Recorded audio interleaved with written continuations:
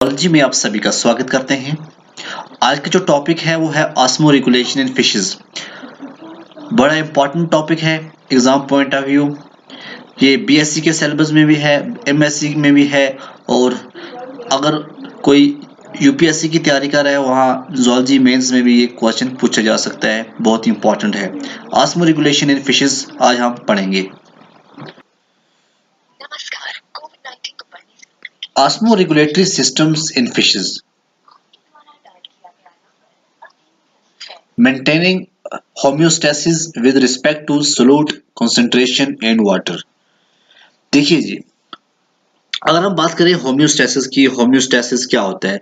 Body के अंदर के एनवायरनमेंट को मेंटेन रखना, वाटर और इलेक्ट्रोलाइट्स का बैलेंस देखना, ये चीजें होम्योस्टेसिस के अंदर आती हैं। ठीक है ना। अब यहाँ से आप समझ में आपको आ गया होगा कि जो ऑस्मो रेगुलेटरी सिस्टम है फिशेस के अंदर वो किसके रिलेटेड है। ठीक है ना। तो देखिए, ब्लड, वाटर हो, लिम्फ हो, उसका जो प्रेशर हो, सभी सभी को जो ऑस्मोटिक प्रेशर होता है उसकी जरूरत होती है। और बॉडी के अंदर जो ऑस्मो रिसेप्टर्स होते हैं जो डिटेक्ट करते हैं ऑस्मोटिक चेंज जो ऑस्मोटिक प्रेशर के अंदर आती हैं। तो ये चीजें जो हैं ये हमें आगे पढ़नी है कि जो सिस्टम एक चलता है उसको कहते हैं ऑस्मो रेगुलेटरी सिस्टम। ओके, तो हमको सबसे पहले जो है इंपॉर्टेंट डेफिनेशंस पढ़नी पड़ेंगी, तब जाके हमें समझ में आ जाएगा। होम्योस्टेसिस जब अभी मैंने बताया जो मेंटेन करता है steady state equilibrium in the internal environment of an organism. ठीक है ना। बॉडी के अंदर के जो एनवायरनमेंट है उसको मेंटेन करना, वाटर और इलेक्ट्रोलाइट्स के बैलेंस को देखना, उसको हम कहते हैं होम्योस्टेसिस। उसके बाद है सोल्यूट होम्योस्टेसिस। जब solute maintaining equilibrium with respect to solute, जब बॉडी के अंदर सोल्यूट की कंसंट्रेशन को बैलेंस किया जाएगा, देखा जाएगा, उसको हम कहते हैं homeostasis, solute homeostasis. Water homeostasis क्या हो गया? जब हम वाटर को बॉडी के अंदर मेंटेन रखेंगे, इलेक्ट्रोलाइट्स वाटर को हम मेंटेन रखेंगे और बैलेंस में रखेंगे, इसको हम कहते हैं water homeostasis. Osmotic concentration. Osmotic concentration क्या है? Total concentration of all solutes in an aqueous solution. ठीक है ना। Total concentration of all solutes in an aqueous solution. इसको हम मेजर किस तरह करते हैं? Measured in units of osmoles equal to 1 mole of solute per litre of water, और milliosmoles equal to 1/1000 of 1 osmole. ये है ऑस्मोटिक कंसंट्रेशन की definition. Osmo regulation in different environments. Different environments में osmo regulation कैसे होता है? ठीक है ना। Challenge to homeostasis depends on steady state concentration of fluid in the body fluids and tissue as well. Concentration of fluid in the external environment. देखिए होता क्या, जो ऑस्मो रेगुलेशन है ना, ऑस्मो रेगुलेशन के बारे में हम थोड़ा सा और जानेंगे कि जो ऑस्मो रेगुलेशन की जब भी बात आएगी तो वहां पे होम्योस्टेसिस की बात आएगी। जब होम्योस्टेसिस की बात आएगी तो होम्यो का मतलब होता है सेम, स्टेसिस का मतलब होता है स्टेनिंग। तो हमें क्या होता है, हमें बॉडी की एक एबिलिटी है कि वो हमें बॉडी का जो इंटरनल एनवायरनमेंट है उसको हमेशा कांस्टेंट मेंटेन करके रखता है। ठीक है ना। अब ये कांस्टेंट क्या है? जो बॉडी का जो इंटरनल एनवायरनमेंट है वो हमेशा सेम रहता है।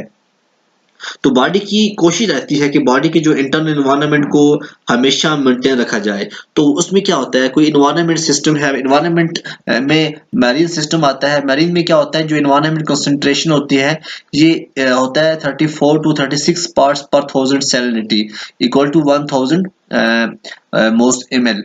तो फ्रेश वाटर की अगर हम बात करें तो फ्रेश वाटर जो एनवायरनमेंट कंसंट्रेशन जो है ये कितने हैं? 3 ppt equal to 1 to 10 m osmosis. ठीक है ना। ये है कुछ डिफरेंट एनवायरनमेंट्स जहां से हमें देखने पड़ जाते हैं ऑस्मो रेगुलेटर के लिए। अब क्या है, ईच स्पीशीज जो है range of environment osmotic conditions in which it can function. ठीक है ना। अब देखो, मैंने आपको पहले भी एक बात बताई, कि जो ऑस्मोटिक प्रेशर है, ठीक है ना, उसमें जो बॉडी के अंदर ऑस्मो रिसेप्टर्स होते हैं ना वो डिटेक्ट करते हैं ऑस्मोटिक चेंज जो भी आती हैं ऑस्मोटिक प्रेशर के अंदर। अब क्या है, यहाँ पे स्टीनोहेलिन है, यूरिहेलिन है। स्टीनोहेलिन क्या होता है हम पहले ये पढ़ेंगे, उसके बाद यूरिहेलिन क्या होता है, फिर उसका हम वो पढ़ेंगे। तो जो स्टीनोहेलिन है, स्टीनोहेलिन क्या होता है? Tolerate in narrow range of salinities in external environment either marine or fresh range. देखो यहाँ पे टॉलरेट करना, तो ये टॉलरेट का यहाँ पे ये मतलब है कि ये अपने आप को ये वो एनवायरनमेंट के अंदर ये वो ऑर्गेनिजम्स होते हैं या वो फिशेस होती हैं जो अपने आप को बैरून माहौल में नमकीन की एक तंग रेंज को बर्दाश्त करें, ठीक है ना। जो बाहर होता है ना बैरून, एक्सटर्नल का मतलब होता है बाहर का, अब वो एक होता है उसके अंदर, एक होता है बाहर। अब बाहर मछली जो है, मछली के बाहर का जो इन्वायरमेंट है उसके अंदर थोड़ा बहुत जो नमकीला हो, नमकीन हो, पानी जो है वो थोड़ा बहुत नमकीन हो, उसको वो किस तरह से टॉलरेट करेगी, यूज होता है स्टीनोहेलिन। तो जो ह्यूरिहेलिन होता है इसमें ज्यादा ज्यादा नमकीन, मतलब इसमें वाइड रेंज है, ठीक है ना। वाइड रेंज को किस तरह टॉलरेट करना है सैलिनिटीज को, तो एनवायरनमेंट के अंदर, तो वो हमें देखना है ह्यूरिहेलिन को। अब देखो जो शॉर्ट टर्म चेंज होती हैं ये एस्टुरिन की होती हैं 10 to 32 पीपीटी, और इंटरटाइडल जो है 25 to 40। तो एस्टुरिन क्या होता है? एस्टुरिन को पता आपको एस्टुरिन क्या होता है? एस्टुरिन होता है, एस्टुरिन के अंदर क्या होता है, एक एस्टुरी किसको बोलते हैं? एस्टुरी बोलते हैं ये पार्शियली इनक्लोज्ड कोस्टल बॉडी होती है ब्रैकिश वाटर की, किसमें? विद वन और मोर रिवर्स और स्ट्रीम्स फ्लोइंग इनटू इट। तो ये चीज जो है एस्टुरिन की जो है ये ब्रैकिश वाटर होता है, ये बात आप याद रखना, उसको हम कहते हैं एस्टुरिन। और जो लॉन्ग टर्म चेंज होती है ये डायाड्रोमस फिशेस। डायाड्रोमस फिशेस क्या होती हैं? डायड्राम्स जो होती हैं ये वो फिशेस होती हैं जो माइग्रेट करती हैं between fresh water and salt water, उनको हम कहते हैं diadromous fishes. Four osmoregulatory strategies in fishes. इसमें क्या है? ऑस्मोरेगुलेटर्स क्या होते हैं? Osmoregulators the animals who can maintain the internal osmolarity different from the medium which they live. उसके बाद आता है ऑस्मो कन्फॉर्मर्स।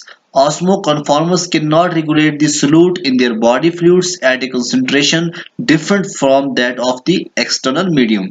तो जो आइसोसोमेटिक है ये नेरली आइसो आयोनिक होता है, ऑस्मो कन्फॉर्मर्स होते हैं, फिर आइसोसोमेटिक विद रेगुलेशन ऑफ स्पीशीज, फिर है hyper osmotic fresh water fishes, फिर है हाइपोसोमेटिक मैरीन फिशेस। तो ये हमें है कुल मिला के पढ़नी है। तो अब हम देखते हैं ऑस्मोटिक रेगुलेशन मैरीन जो टेलोस्ट्स हैं उनके अंदर किस तरह होती है। मैरीन जो टेलोस्ट्स हैं ये होते हैं हाइपोसोमेटिक, और ये लिव कर होते हैं medium having high salt concentration, ठीक है ना। जो ये मैरीन जो टेलोस्ट्राइस होते हैं ये जो यहाँ रहती हैं वहां पे जो कंसंट्रेशन होती है साल्ट की वो ज्यादा होती है। ये ड्रिंक कॉपियसली टू प्रिवेंट ऑस्मोटिक डिहाइड्रेशंस, ठीक है ना। देखो यहाँ पे है ड्रिंक कॉपियसली। कॉपियसली का मतलब होता है लार्ज इन क्वांटिटी, ठीक है ना, अबंडेंट। तो कॉपियस का जो होता है अमाउंट ऑफ फूड है, ठीक है ना। तो चाहे वाटर हो, ये क्या होता है बहुत ज्यादा वाटर लेती हैं, ठीक है। Chloride cells eliminate sodium and chloride, और किडनीज जो एलिमिनेट करती है मैग्नीशियम एंड SO4। ये टिलोस्ट्स हैं, ठीक है ना। अब देखो जो ऑस्मो रेगुलेशन होती है बाई मैरीन टेलोस्ट्स वो किस तरह होती है? ओरल इंजेक्शन है, फिर है एक्सट्रूजन है, secretion mechanism of salt in gills, फिर एब्जॉर्प्शन एंड सिक्रीशन होती है salt ions bye kidney and urinary bladder. ये चीजें हमें देखनी है, ठीक है ना। सबसे पहले हम देखते हैं ओरल इंजेक्शन क्या होता है। ओरल इंजेक्शन क्या होता है? ये कहते हैं the hyper osmotic external environment withdraw water from the animal across the Gill. Okay, to compensate this osmotic exosmosis, marine telestroid drinks seawater, but this further increase salt content of body। Oral injection का मतलब होता है कि ये किस तरह से अपने अंदर बॉडी के अंदर जो है ये साल्ट लेती हैं या पानी लेती हैं, उस पानी के अंदर कितना साल्ट होता है, वो साल्ट कहाँ जाता है? बॉडी के अंदर जाता है। अब क्या होता है जो सोडियम क्लोराइड है और वाटर है ये एब्जॉर्ब होती है कहाँ पे? गट और इंटेस्टाइन के अंदर, और कैल्शियम मैग्नीशियम और SO4 जो है ये एब्जॉर्ब होती है इंटेस्टाइन के अंदर, और कुछ अमाउंट ऑफ मैग्नीशियम और SO जो है 4 है ये एक्सक्रीट होती है रेक्टली। ओके, आयन ट्रांसपोर्टेशन ओकर इन इंटेस्टाइन, और बेसोलैटरल मेम्ब्रेन जो है sodium potassium ATPase at serosal side create transmembrane electrochemical gradient for sodium. and this drew movement of sodium through channels of mucoside. दूसरा क्या है दूसरा क्या है extrusion mechanism in gills. Extrusion क्या होता है? एक्सट्रूजन का मतलब होता है forcing out. Okay, large acidophilic cells, the chloride secreting cells or chloride cells are found in the gills and oral membranes of marine and freshwater tillards. उसके बाद क्या होता है? क्लोराइड इज को transported by sodium potassium chloride co-transporters and secreted passively by these cells, and rate of secretion is directly related to the number of chloride cells and sodium also transported by active sodium potassium ATPase and co-transportation. देखिए ये है chloride sales. सी water में देखिए ये pavement sales है, accessory cell है। यहाँ पे आप देख सकते हैं कि जो ये क्लोराइड सेल्स है वहां पे एक्टिव, देखो एक्टिव और पैसिव किस तरह से यहाँ पे इनकी मूवमेंट होती है। ये सी वाटर है। तो इसमें हमें ये देखना है कि जो साल्ट कंसंट्रेशन है वो ज्यादा होता है किसके अंदर? फिशेस के अंदर। तो इसमें जो वाटर लॉस है ये सेकंड से करता है, और कंटिन्यूसली जो वाटर लूज है ये साल्ट ये जो है ये कंटेन करता है, इंटर हो रहा है बॉडी में। और जो एक्सेस वाटर लूज होता है तो फिश गेन करती है किस तरह से? वो जो सी वाटर है उसको ड्रिंक करती है। फ्रेश वाटर जो है वो फिश जो है होती है वो वाटर को ड्रिंक नहीं करती है। अब एक चीज और भी है, जो यहाँ पे जो फिशेस होती हैं टेलेस्ट्रॉय, ये क्या करती है? ये एक्सक्रीट करती है हाइपोटोनिक यूरिन, जिसमें ये मैग्नीशियम और SO2 है। एक्टिव आयन ट्रांसपोर्ट कहाँ से होते हैं? यहाँ से गिल से होते हैं। तो यहाँ पे एक चीज और हमें देखनी है, जो एब्जॉर्प्शन है, सिक्रेशन है, kidneys and urinary bladder. Kidneys of जो मैरीन है टेलेस्ट्रॉयज have a relatively low number of glomeruli, small in size and reduced rate of FGR and urine flow. FGR क्या होता है? FGR क्या होता है? FGR होता है fetal growth restrictions, ठीक है ना?